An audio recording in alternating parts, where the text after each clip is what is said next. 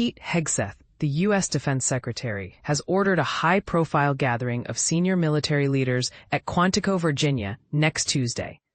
This unprecedented event brings together hundreds of the nation's most critical officers, including generals and admirals, in a single location.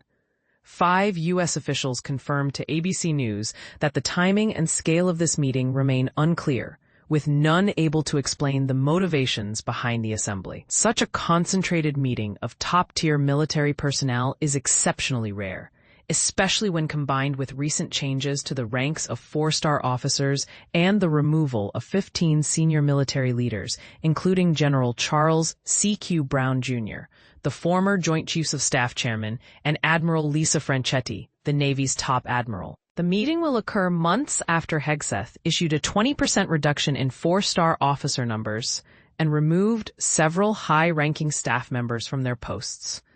Pentagon spokesman Sean Parnell emphasized that the defense secretary will address his senior commanders next week, highlighting the informal title, Secretary of War, adopted by Trump following his executive order renaming the Department of Defense to the Department of War.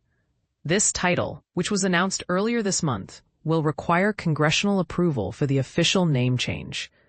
The invitation extended to all 1-star and higher-ranking commanders, along with their command sergeant majors, indicates that dozens of high-level military officials are expected to converge at the Marine base. According to Pentagon data, there are 838 active-duty general officers and admirals, with 446 serving in the highest ranks, though the exact distribution between command and support roles remains unclear. The Pentagon declined to specify the number of attendees or the meeting's purpose, leaving many officials puzzled by the sudden directive.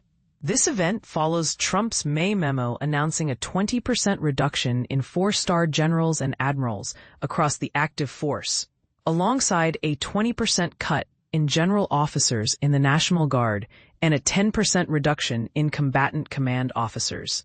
In a video message, Hegseth framed the policy as a less generals, more GIs initiative, aiming to streamline leadership by eliminating redundant structures and fostering innovation.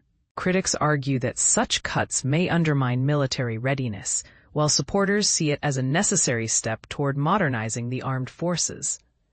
As the debate over these reforms continues, the upcoming meeting at Quantico becomes a focal point for discussions on military strategy, bureaucratic efficiency, and the future of the U.S. defense establishment.